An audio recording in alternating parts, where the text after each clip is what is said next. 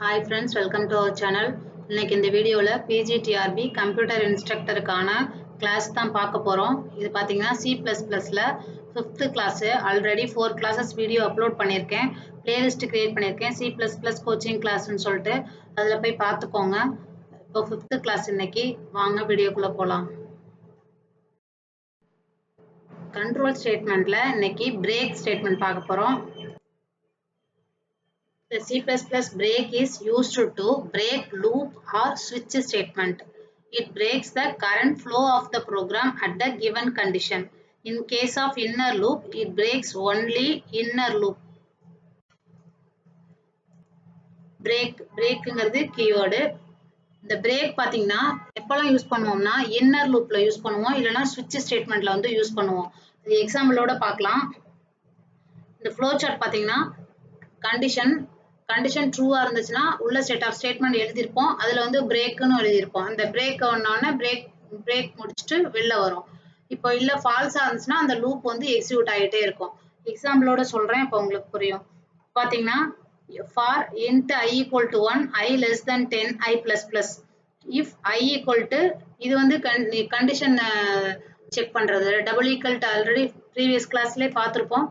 Double equal to வந்து condition check பண்றது ஒரு ஈக்குவல் டு வந்து ரைட் சைடுல உள்ளதை லெஃப்ட் சைடு அசைன் பண்ணோம். இப்போ I equal to 5 ஆன்னு செக் பண்ணுது. I equal to 5 ஆ இருந்துச்சுன்னா பிரேக் பண்ணிடும். பிரேக் பண்ணிடுச்சுன்னா அந்த லூப் அவுட் வெளில வந்துரும். இல்ல 5 இல்ல ஃபர்ஸ்ட் டைம் வரும்போது I வந்து 1ஆ தான் இருக்கும். அப்ப வந்து I equal to 1ஆ இருக்கும்போது இந்த if கண்டிஷனுக்குள்ள வராது. அப்ப பிரேக் பண்ணாது. அடுத்து C outங்கறத பிரிண்ட் பண்ணும். ஃபர்ஸ்ட் வந்து 1 ன்னு பிரிண்ட் பண்ணிடும். அடுத்து திரும்ப லூப் கண்டினியூ ஆகும். So I equal to 2 வந்து less than or equal to 10 ஆன்னு செக் பண்ணோம். Condition true. அப்போ திரும்ப வரும். இந்த I equal to 5 அந்த கண்டிஷனுக்குள்ள வராது. ஏன்னா அந்த கண்டிஷன் ஃபால்ஸ். ட்ரூவா இருந்தா மட்டும்தான் அந்த if லூப்க்குள்ள வரும். இப்போ அந்த கண்டிஷன் விட்டுட்டு அந்த அடுத்து C out 2 பிரிண்ட் பண்ணும். அதே போல 3 4 வரைக்கும் வந்து C out பண்ணிடும். அப்போ 5 I equal to 5 ஆன்னு செக் பண்ணும். 5 அப்ப கண்டிஷன் ட்ரூ. அப்ப உள்ள வந்து பிரேக் பண்ணிடும். பிரேக் பண்ணிட்டு இந்த லூப் அவுட் வெளில வந்துரும். அப்ப இந்த ப்ரோக்ராம் என்ன அவுட்புட் கொடுக்கும்னா 4 வரைக்கும் பிரிண்ட் பண்ணோம். 5 இருக்கும்போது பிரேக் வந்துச்சுன்னா இந்த என்டையர் லூப் அவுட்டே வெளியில வந்துரும். அவுட்புட் பார்க்கலாம். இதான் வந்து இந்த கோடிங்கோட அவுட்புட். 4 வரைக்கும் பிரிண்ட் ஆகுது. 5ங்கும்போது பிரேக் பண்ணிட்டு லூப் அவுட் வெளில வந்துருது. இந்த பிரேக் வந்து இன்னர் லூப்ல தான் யூஸ் பண்ணிருக்கோம் பாத்தீங்களா? இந்த வந்து இன்னர் லூப்ல தான் யூஸ் பண்ணுவோம் இல்ல ஸ்விட்ச்ல யூஸ் பண்ணுவோம். அடுத்து பாத்தீங்கன்னா C++ continuous statement. The C++ continuous statement is used to continue loop. If continues the current flow of the program and skip the remaining code at specified condition. In case of inner loop, it continues only inner loop. இதோட syntax பாத்தீங்கன்னா continue கொடுத்து semicolon கொடுக்கணும். இப்போ program பார்க்கலாம். அதே program தான் I equal to 5ஆ இருந்துச்சுன்னா நம்ம வந்து பிரேக் பண்ண சொன்னோம். இங்க வந்து கண்டினியூ பண்ண சொல்லியிருக்கோம். அப்போ I வந்து 1ல இருந்து 10 இருக்க வரைக்கும் பிரிண்ட் பண்ணோம். ஏன்னா less than or equal to 10ன்னு கொடுத்துருக்கோம். அதனால 10 வரைக்கும் பிரிண்ட் பண்ணோம். இதுவே I less than 10 கொடுத்தோம்னா 9 வரைக்கும் பிரிண்ட் பண்ணோம். கண்டினியூ வந்து அந்த ஃப்ளோ வந்து கண்டினியூ பண்றதுக்கு தான் இந்த கண்டினியூ ஸ்டேட்மெண்ட். இதோட அவுட்புட் பாத்தீங்கன்னா 10 வரைக்கும் பிரிண்ட் பண்ணோம். அடுத்து go to statement. The C++ goto statement is also known as jump statement. It is used to transfer control to the other part of the program. It unconditionally jumps to the specified label. It can be used to transfer control from deeply nested loop or switch case label. இதுவும் பாத்தீங்கன்னா control வந்து transfer பண்றதுக்கு கோடு வந்து control வந்து transfer பண்றதுக்கு இது எங்க use பண்ணுவோம்னா இன்னர் லூப்ல இல்லனா ஸ்விட்ச் கேஸ் லேபிள்ல தான் யூஸ் பண்ணுவோம். இதோட சின்டாக்ஸ் பாத்தீங்கன்னா go to.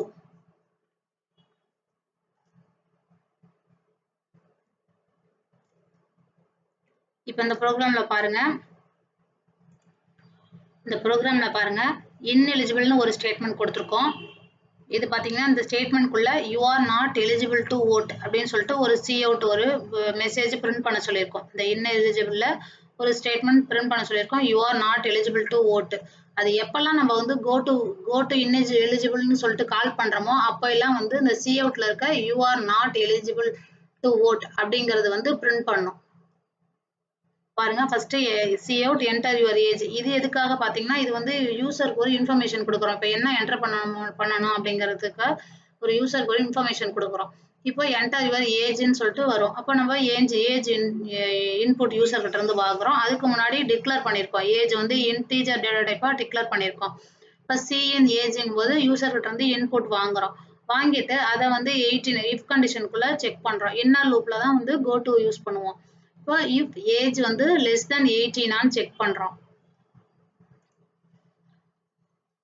இப்போ ஏஜ் வந்து less than 18 இருந்துச்சுன்னா கண்டிஷன் ட்ரூவா இருந்துச்சுன்னா இந்த go to ineligible ஸ்டேட்மெண்ட் கால் ஆகும். அப்ப ineligible என்ன இருக்கு you are not eligible to vote அந்த இது பிரிண்ட் ஆகும்.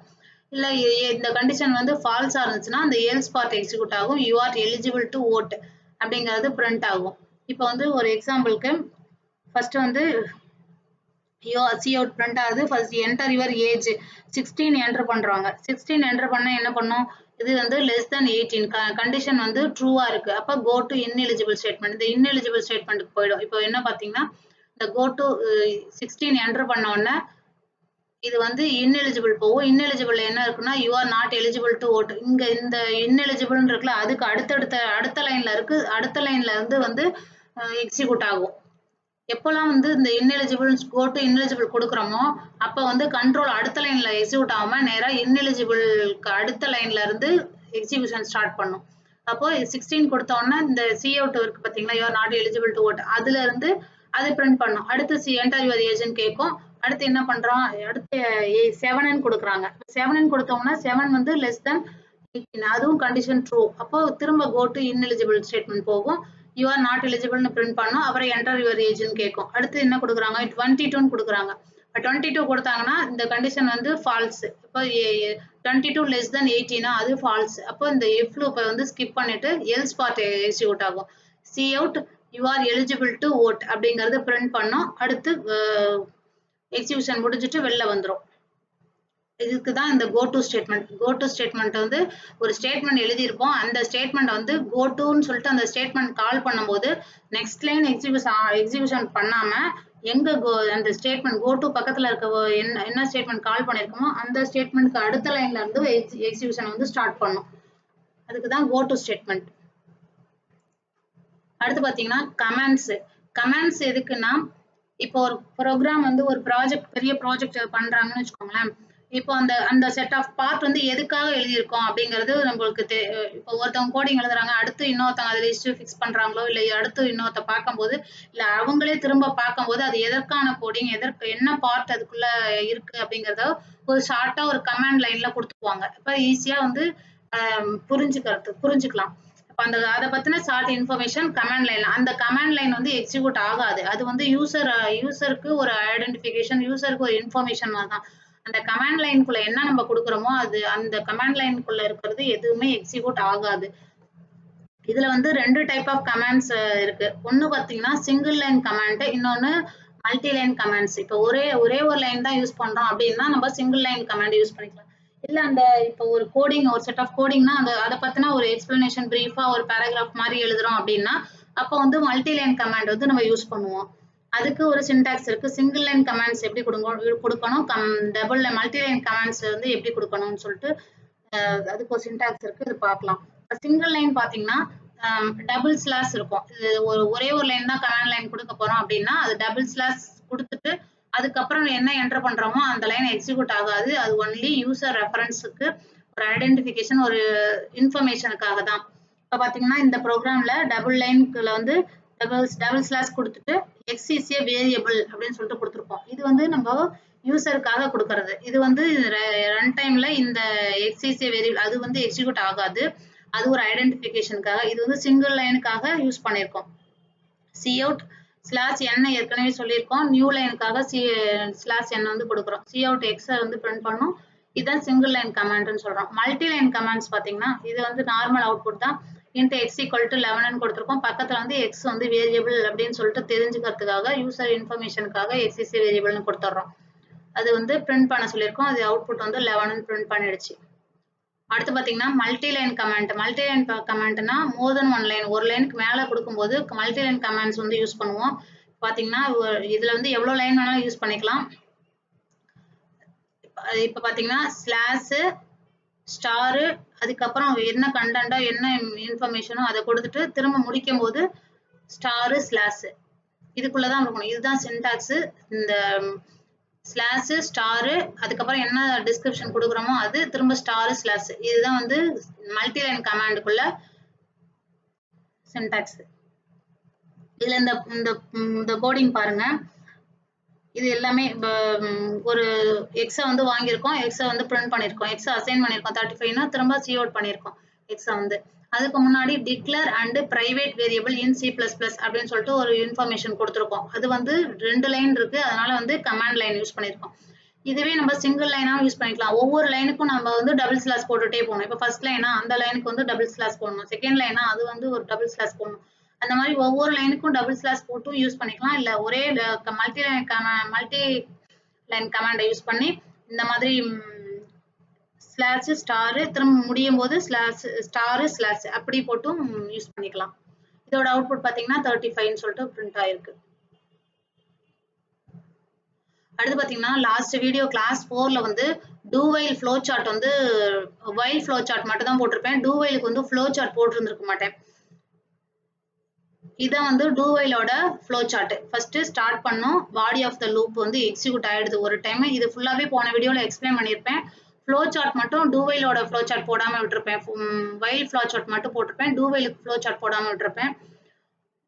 பாத்தீங்கன்னா ஸ்டார்ட் பண்ணது பாடி ஆஃப் த லூப் ஒரு டைம் எக்ஸிக்யூட் ஆயிட்டு கண்டிஷன் செக் பண்ணோம். அப்போ வந்து கண்டிஷன் செக் பண்ணிட்டு ட்ரூவா இருந்துச்சுன்னா திரும்ப அந்த பாடி ஆஃப் லூப் வந்து எக்ஸிக்யூட் ஆகும்.